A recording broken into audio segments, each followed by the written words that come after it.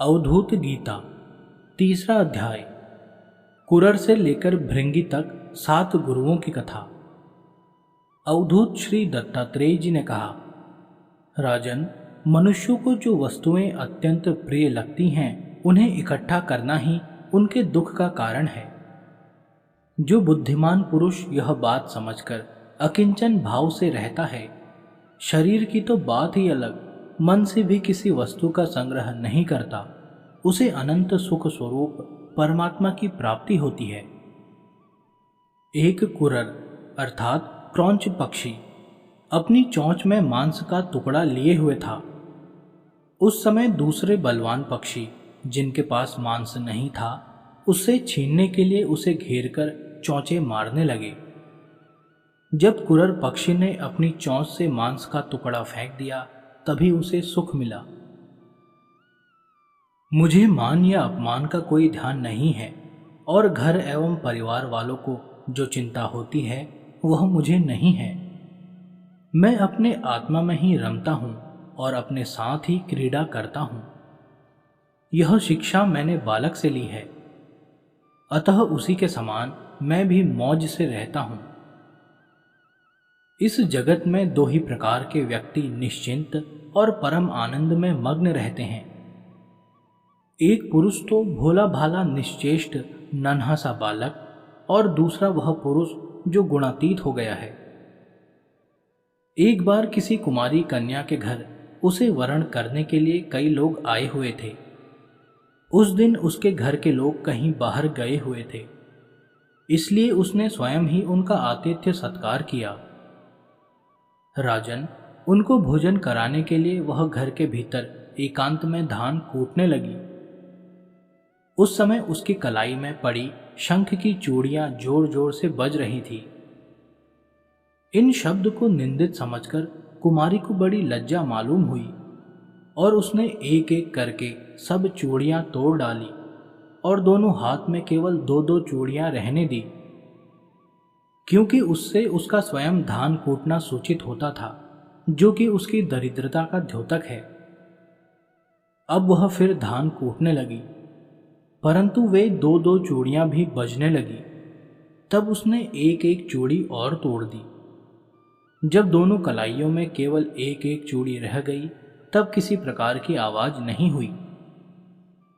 रिपुनंदन, उस समय लोगों का आचार विचार निरखने परखने के लिए इधर उधर घूमता घामता मैं भी वहां पहुंच गया था। मैंने उससे यह शिक्षा ग्रहण की कि जब बहुत लोग एक साथ रहते हैं तब कलह होता है, और 2 आदमी साथ रहते हैं तब भी बातचीत तो होती ही है। इसलिए कुमारी कन्या की चूड़ी के समान अकेले ही विचरना चाहिए। राजन, मैंने बाण बनाने वाले से यह सीखा है कि आसन और श्वास को जीतकर वैराग्य और अभ्यास के द्वारा अपने मन को वश में कर ले, और फिर बड़ी सावधानी के साथ उसे एक लक्ष्य में लगा दे। जब परमानंद स्वरूप परमात्मा में मन स्थिर हो जाता है, तब वह धीरे धीरे कर्म वासनाओं की धूल को धो बहाता है।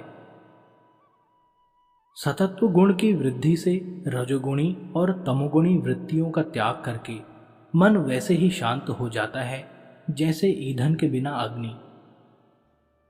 इस प्रकार जिसका चित्त अपने आत्मा में स्थिर निरुद्ध हो जाता है, उसे बाहर भीतर कहीं किसी पदार्थ का भान नहीं होता। मैंने देखा था कि एक बाण बनाने वाला कारीगर बाण बनाने में इतना तन्मय हो रहा था कि उसके पास से ही दलबल के साथ राजा की सवारी निकल गई और उसे पता तक न चला। राजन, मैंने सांप से यह शिक्षा ग्रहण की है कि सन्यासी को सर्प की भांति अकेले ही विचरण करना चाहिए। उसे मंडली नहीं बांधनी चाहिए, मठ तो बनाना ही नहीं चाहिए। वह एक स्थान में न रहे, प्रमाद न करे, गुहा आदि में पड़ा रहे, बाहरी आचारों से पहचाना न जाए, किसी से सहायता न ले और बहुत कम बोले। इस अनित्य शरीर के लिए घर बनाने के बखेड़े में पड़ना व्यर्थ और दुख की जड़ है। सांप दूसरे के बनाए घर में घुसकर बड़े आराम से अपना समय काटता है, अब मकड़ी से ली हुई शिक्षा सुनो। सबके प्रकाशक और अंतर्यामी सर्वशक्तिमान भगवान ने पूर्व कल्प में बिना किसी अन्य सहायक के अपनी ही माया से रचे हुए जगत को कल्प के अंत में अर्थात प्रलय काल उपस्थित होने पर काल शक्ति के द्वारा नष्ट कर दिया, उसे अपने में लीन कर लिया और सजातीय, विजातीय तथा स्वागत भेद से शून्य अकेले ही शेष रह गए। वे सबके अधिष्ठान हैं, सबके आश्रय हैं, परंतु स्वयं अपने आश्रय, अपने ही आधार से रहते हैं। उनका कोई दूसरा आधार नहीं है।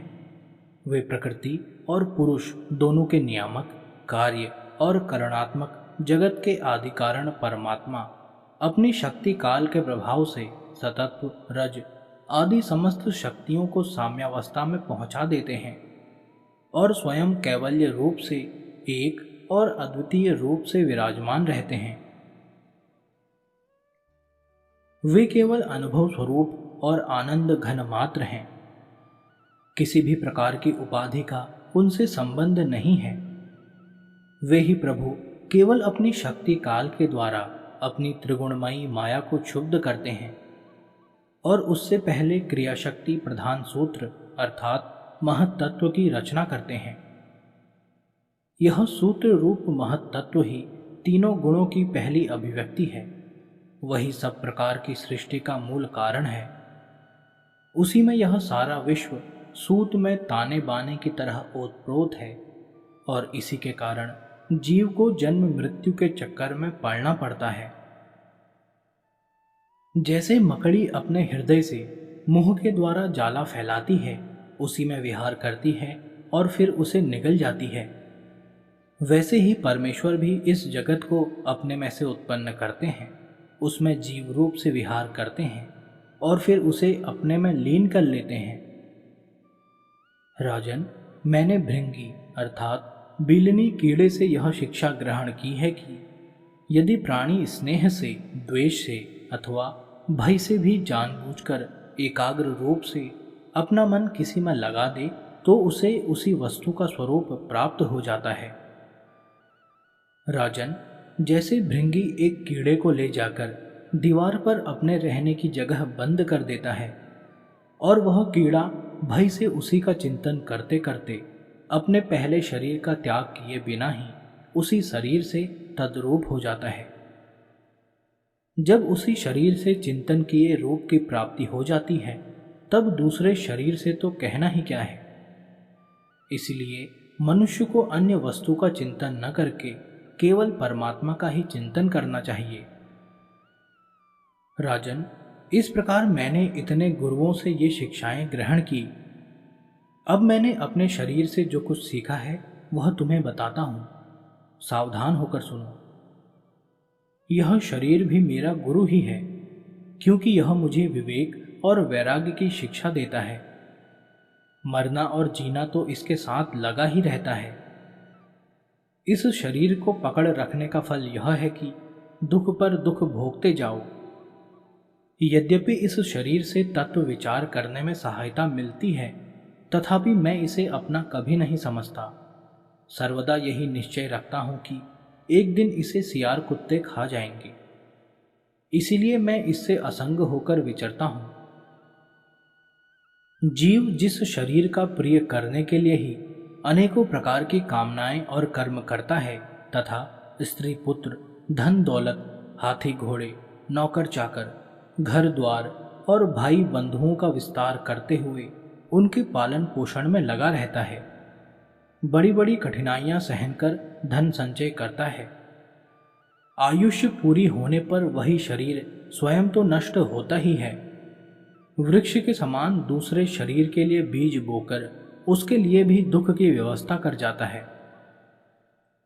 जैसे बहुत सी सौतें अपने एक पति को अपनी अपनी ओर खींचती हैं, वैसे ही जीव को जीभ एक ओर स्वादिष्ट पदार्थों की ओर खींचती है तो प्यास दूसरी ओर जल की ओर, जननेंद्रिय एक ओर स्त्री संभोग की ओर ले जाना चाहती है तो त्वचा, पेट और कान दूसरी ओर कोमल स्पर्श, भोजन और मधुर शब्द की ओर खींचने लगते हैं। नाक कहीं सुंदर गंध सूंघने के लिए ले जाना चाहती है तो चंचल नेत्र कहीं दूसरी ओर सुंदर रूप देखने के लिए। इस प्रकार कर्मेंद्रियां और ज्ञानेंद्रियां दोनों ही इसे सताती रहती हैं। वैसे तो भगवान ने अपनी अचिंत्य शक्ति माया से वृक्ष, सरीसृप, पशु, पक्षी, डांस और मछली आदि अनेकों प्रकार की योनियां रची, परंतु उनसे उन्हें संतोष न हुआ। तब उन्होंने मनुष्य शरीर की सृष्टि की। यह ऐसी बुद्धि से युक्त है जो ब्रह्म का साक्षात्कार करती है। इसकी रचना करके वे बहुत आनंदित हुए। यद्यपि यह मनुष्य शरीर है तो अनित्य ही, मृत्यु सदा इसके पीछे लगी रहती है, परंतु इससे परम पुरुषार्थ की प्राप्ति हो सकती है। इसलिए अनेक जन्मों के बाद यह अत्यंत दुर्लभ मनुष्य शरीर पाकर बुद्धिमान पुरुष को चाहिए कि शीघ्र से शीघ्र मृत्यु के पहले ही मोक्ष प्राप्ति का प्रयत्न कर ले। इस जीवन का मुख्य उद्देश्य मोक्ष ही है। विषय भोग तो सभी योनियों में प्राप्त हो सकते हैं, इसलिए उनके संग्रह में यह अमूल्य जीवन नहीं खोना चाहिए। राजन, यही सब सोच विचार कर मुझे जगत से वैराग्य हो गया। मेरे हृदय में ज्ञान विज्ञान की ज्योति जगमगाती रहती है। न तो कहीं मेरी आसक्ति है और न कहीं अहंकार ही। अब मैं स्वच्छंद रूप से इस पृथ्वी में विचरण करता हूं। राजन, अकेले गुरु से ही यथेष्ट और सुदृढ़ बोध नहीं होता। उसके लिए अपनी बुद्धि से भी बहुत कुछ सोचने समझने की आवश्यकता है। देखो, ऋषियों ने एक ही अद्वितीय ब्रह्म का अनेकों प्रकार से गान किया है। यदि तुम स्वयं विचार कर निर्णय न करोगे तो ब्रह्म के वास्तविक स्वरूप को कैसे जान सकोगे? भगवान श्री कृष्ण ने कहा, प्यारे उद्धव, गंभीर बुद्धि अवधूत दत्तात्रेय ने राजा यदु को इस प्रकार उपदेश किया। यदु ने उनकी पूजा और वंदना की। दत्तात्रेय जी उनसे अनुमति लेकर बड़ी प्रसन्नता से इच्छानुसार पधार गए। हमारे पूर्वजों के भी पूर्वज राजा यदु अवधूत दत्तात्रेय की यह बात सुनकर समस्त आसक्तियों से छुटकारा पा गए और समदर्शी हो गए। इसी प्रकार तुम्हें भी समस्त आसक्तियों का परित्याग करके समदर्शी हो जाना चाहिए।